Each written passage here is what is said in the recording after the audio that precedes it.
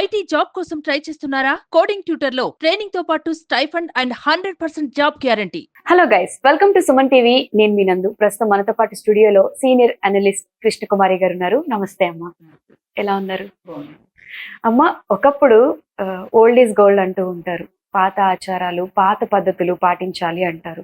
మనం రీసెంట్ గా బెంగళూరు మాల్లో చూసిన ఒక ఇన్సిడెంట్ ఏంటి అంటే, ఒక పెద్ద ఆయన పొలం పని వ్యవసాయం చేసుకుని ఆయన పంచి కట్టుకొని మాల్లోకి వెళ్తే మాల్ కి సంబంధించిన సిబ్బంది ఆయన్ని లోపలికి రానివ్వలేదు. ఆయన డబ్బులు పెట్టి టికెట్ కొనుక్కుని సినిమా చూద్దామని కొడుకుతో సరదాగా సిటీకి వచ్చామని వెళ్తున్న పర్సన్ ని ప్యాంట్ వేసుకుంటేనే లోపలికి అలో చేస్తామని చెప్పి ఆయన్ని స్టాప్ చేశారు.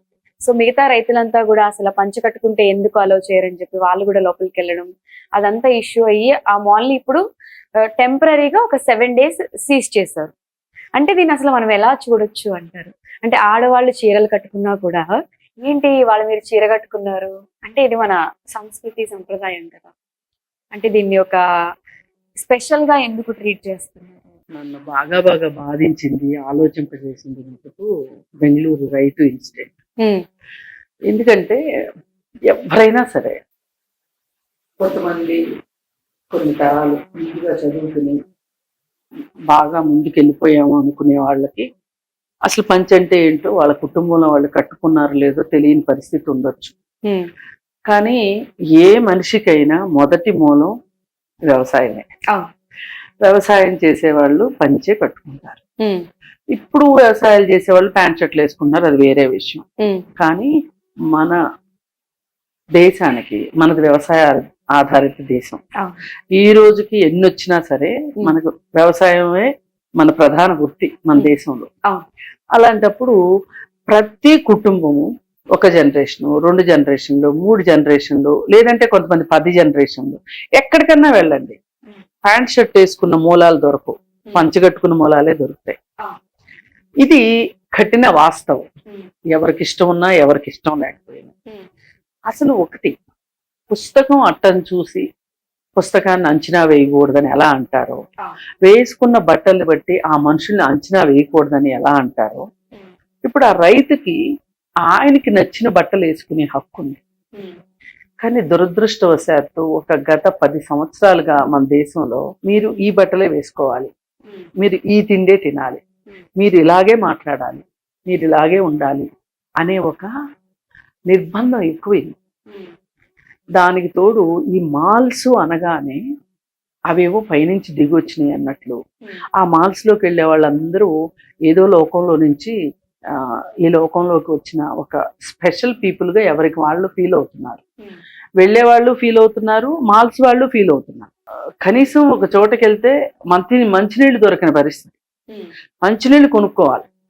మామూలుగా మనం ఏ హోటల్ కన్నా వెళ్తే నీళ్లు తాగుతారా అంటారు, అది ఒక ఆతిథ్యానికి సంబంధించిన విషయం. ఇవాళ నీళ్లు తాగుతారా అని అడగట్లా, వాటర్ బాటిల్ కావాలా అని అడుగుతున్నారు. ఎందుకు? వాటర్ బాటిల్ అమ్ముకోవాలి కాబట్టి. అలాంటి వాతావరణం వచ్చేసింది. ఒకసారి ఎప్పుడో ఒక 10-15 సంవత్సరాల క్రితం నేను కాఫీ డేకి ఫ్రెండ్స్తో కలిసి వెళ్ళటం జరిగింది. అదే ఆఖరిసారి నేను వెళ్ళటం. ఎందుకంటే బాగా దాహంగా ఉంది, సరే కొంచెం కాఫీ తాగుదాము అని అనిపించి కాఫీ షాప్లోకి వెళ్ళి, కాఫీ డే ఏదో మొత్తానికి కాఫీ షాప్ అది వెళ్ళి మంచినీళ్ళు ఇమ్మని అడిగితే, మంచినీళ్ళు ఇవ్వరండి ఇక్కడ, కొనుక్కోవాలి అన్నారు. అసలు కాఫీ కూడా తాగల, బయటకు వచ్చేసి ఎందుకంటే నాకు అంత పెద్ద సంస్కృతిలోకి నేను వెళ్ళాలని అనుకోలే. ఇప్పుడు కాఫీ డే గురించి చెప్పాను కదా, అసలు మంచినీళ్ళు కొనుక్కోవడం ఏంటండి? అదే వాళ్ళు ఒక నీళ్లు ఇవ్వండి, మాకు ఈ నీళ్ళు వద్దు, మాకు బాటిలే కావాలి అంటే బాటిల్ ఇవ్వండి. మన దగ్గరికి ఒక అతిథి వచ్చాడు, ఆ అతిథిని తో ఎలా మెలగాలి అనేది కూడా ఆ హోటల్కి సంబంధించి, ఆ కాఫీ షాప్కి సంబంధించి, ఆ మాల్కి ఇప్పుడు మాల్కి వచ్చిన వాళ్ళు కూడా ఒక రకంగా, ఇప్పుడు మాల్కి వచ్చే వాళ్ళు రాకపోతే మాల్స్ కట్టుకుని ఏం చేస్తారు? దేయాలకి భూతాలకి మీరు సినిమాలు చూపిస్తారా? కాదు కదా. అయితే ఏమవుతుందంటే, చదువుకోకముందు కాకరగా చదువుకున్నాక టీకరగా అయిందన్నట్లు పైత్యం ఎక్కువైపోయి, అంటే ఇక్కడికి ఒక పాష్ పీపులే వస్తారు, ఒక పల్లెటూరు వాళ్ళు రారు అని చెప్పాలి అనేది వాళ్ళ ఉద్దేశం. పల్లెటూరు వాళ్ళు వచ్చేస్తే మా దగ్గర ఇంత అంటే ఇక్కడ ఒక ఎలీట్ పీపుల్కే మేము ఆతిథ్యం ఇస్తాము అనే ఒక వాతావరణం అని వాళ్ళు అనుకున్నారు. కానీ మనకి ఒక వైవిధ్యం ఉంది సంస్కృతిలో, కానీ జీవ వైవిధ్యం ఎలా ఉందో సంస్కృతులకు సంబంధించిన కూడా వైవిధ్యమైన సంస్కృతి ఉంది. ఇప్పుడు ఒక చోట చీర కట్టుకుంటారు మన దేశంలోనే, ఒక చోట పంజాబీ డ్రెస్ వేసుకుంటారు, ఇంకొక చోట చీరకి గోచి పెట్టుకుంటారు, అలాగే మగవాళ్ళు పంచులు కడతారు. ఇప్పుడు అసలు అందరూ నిక్కర్లు వేసుకుని తిరుగుతున్నారు మగవాళ్ళందరూ. ఇప్పుడు దాకా ఆడవాళ్ళని ఎక్స్పోజింగ్ చేశారు అన్నారు, కానీ ఇప్పుడు మగవాళ్ళు ఎక్స్పోజింగ్ చేస్తున్నారు. ఇట్లా మారుతుంది కాదని అనట్లా, కానీ ఎంత మారినా మన నేటివిటీని మర్చిపోకపోవటం అనేది ఒక మంచి లక్షణం. అయితే ఇప్పుడు ఈ మాల్ విషయం అతను ఏమనుకున్నాడంటే, చూడండి నేను ఎంత బాగా డ్యూటీ చేశానో అనిపించుకోవాలని. బహుశా వాళ్ళ రూల్ బుక్ లో ఎక్కడ ఉండుండదు ఇది, కానీ ఇతను మధ్యలో వాళ్ళు చేసిన ఓవర్ యాక్షన్ అన్నమాట. ఎంప్లాయీస్ స్వామి భక్తిని చూపించుకోవటానికి చేసిన ఒక చిన్న హడావిడి అన్నమాట. అంతకు మించి వేరేగా చూడటానికి లేదు. సో మాల్ వాళ్ళు అలా అనుకుని ఉండరు. అయితే ఏది ఏమైనా నాకు కర్ణాటక చాలా నచ్చుతుంది.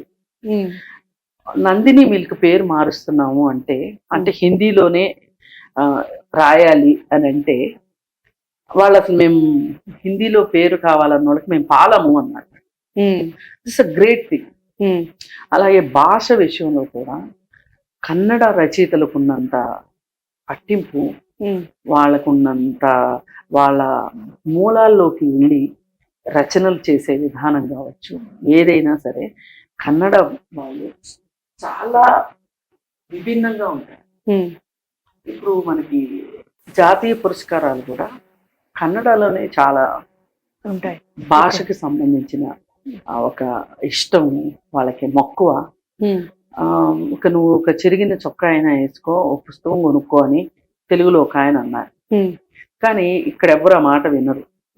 కానీ అక్కడ ఎవరూ చెప్పలేదు, కానీ వాళ్ళు అదే చేస్తారు, అదే పని చేస్తారు.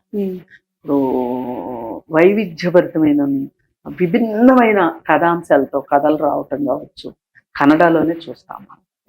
అయితే అలాగే కన్నడలో గత 10 సంవత్సరాల్లో 3-4 రచయితల్ని, యాక్టివిస్టుల్ని చంపేశారు. గౌరీ లంకేష్ ఇట్లా ఒక ఆయన్ని నువ్వు ఇదే రాయాలి అంటే కన్నడ అతన్ని నేను అసలు రచనలు చేయని పొమ్మన్నాను. అంటే మళ్ళీ బతిమలాడి అందరూ కలిసి అతన్ని ఒప్పించి అతని చేత పుస్తకాలు రాస్తున్నాడు ఆయన. గిరీష్ కర్నాడ్ గారు ఆయన అర్బన్ నక్సలైట్ అన్నారని చెప్పి వాళ్ళు ఒకసారి అంటే ఈయన 100 సార్లు మెడలో ఒక బోర్డు వేసుకొని అర్బన్ నక్సలైట్ అని చెప్పి వేసుకున్నాడు. అంటే ఒక ధిక్కారం అలా ఉంటది కన్నడలో.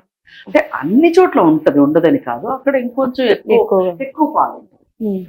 ఆయన ఎంత ముందుగా గిరీష్ గారు ఆయనకి ఆస్మా ప్రాబ్లం ఉంటే ఒక చిన్న ఆక్సిజన్ ట్యాంక్ ఒకటి పెట్టుకుంటాడు జేబులో, ఆక్సిజన్ అవుట్ సైడ్ ఆ ట్యాంక్ లో ఆక్సిజన్ పీలుస్తూ వస్తాడు.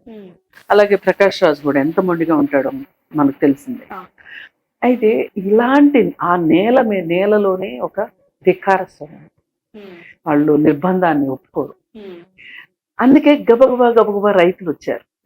రైతులను సంఘటితం చేయటం అంత ఈజీ కాదు.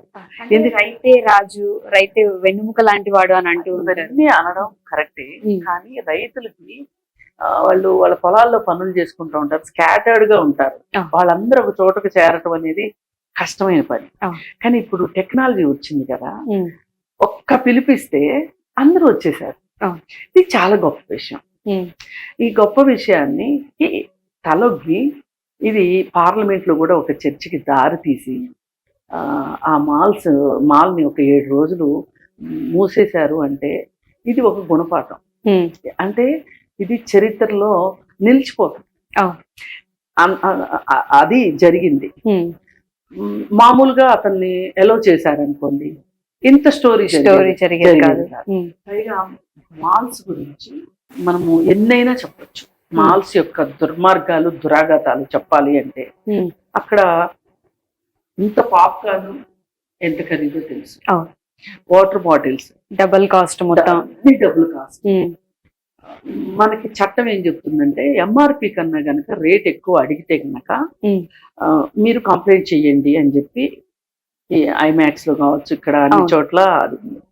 ఒకసారి ఇలాగే నేను మాల్కి పిల్లల్ని తీసుకొని వెళ్తే వాళ్ళు రేట్ ఎక్కువ చెప్తే నేను ఎంఆర్పి చూసి ఎంఆర్పి ఇది కదా అని అడిగితే వాళ్ళకి నాకు గొడవ అవుతుంటే అక్కడ మా పిల్లలు బిక్కమొహం వేసుకున్నారు, అందరూ మన్నే చూస్తున్నారు అంటే ఇంకా నేను నా పిల్లల ఫీలింగ్స్ చాలా ఇంపార్టెంట్ కదా, వాళ్ళకి ఏదైనా చెప్పుకునేది ఉంటే ఇంటికి వచ్చి చెప్పుకోవాలి అని చెప్పి అప్పుడు నేను ఆ డబ్బులు కట్టేసేసి సినిమా చూసేసి ఇంటికి వచ్చిన తర్వాత చెప్పి మనకి ఒక హక్కు ఉన్నప్పుడు హక్కు గురించి మాట్లాడే క్వశ్చన్ చేయాలి. అలానే అడ్డదిడ్డమైన ప్రశ్నలు వేయటం కాదు, అసంబద్ధమైన ప్రశ్నలు వేయటం కాదు, అది మన హక్కు. 250 రూపాయలు పాప్కార్న్ ఎలా, ఒక సమోసా 25 రూపాయలు ఎట్లా, ఒక వాటర్ బాటిల్ 50 రూపాయలు ఎట్లా, ఎందుకు ఇవ్వాలి వాళ్ళకి ఒట్టిగా? అది మన రైట్. మీరు మీకున్న హక్కుని మీరు వినియోగించుకోకపోతే మీరేం చేస్తారు ఇంకా జీవితంలో అని చెప్పి నేను వాళ్ళకి చాలా చెప్పాను. కానీ ఏదైనా ఇప్పుడు పిల్లలకి అంత ప్రశ్నించే తత్వం లేదు అని నేను అనుకుంటున్నా. ఏదేమైనా నాకు ఆ రైతు మట్టుకు చాలా నచ్చారు. ప్రతి ఒక్కళ్ళు గుర్తుపెట్టుకోవాల్సింది మన మూలాలను. పైగా ఒక రైతు మాత్రమే ఎవరిని మోసం చేయలేదు. అవును. మాల్స్ వాళ్ళందరూ కూడా గుర్తుపెట్టుకోవాల్సింది ఏంటంటే ఈ మాల్స్ ప్రజలు రాందే మీరు ఏమీ చేయలేరు. అందుకని మహాత్మా గాంధీ ఒక మాట అంటారు, కస్టమర్ ఈజ్ అవర్ గాడ్ అంటారు. అందుకని దీన్ని బట్టి ఎవరైనా సరే అర్థం చేసుకోవాల్సింది, నేను ముందుకెళ్ళిపోయాను అనుకునేవాళ్ళు ఆ భ్రమలోంచి బయటపడి ఎవరైనా నిజంగా వెనకబడి ఉంటే వాళ్ళని వాళ్ళతో సమానంగా ముందుకు తీసుకొచ్చినప్పుడే నువ్వు ముందుకెళ్ళిన దాని ప్రయోజనము పరమార్థము ఉంటుంది. ఒక మనిషి మాత్రమే ఇది చేయగలదు, జంతువులు చేయలేవు. మనిషిలా ఉంటే ఇలాంటివి జరగవు. చాలా చక్కగా చెప్పారమ్మా, thank you so much. Suman టీవీలో మీ పర్సనల్ అండ్ బిజినెస్ ప్రమోషన్స్ కోసం కింది నెంబర్కి కాంటాక్ట్ చేయండి.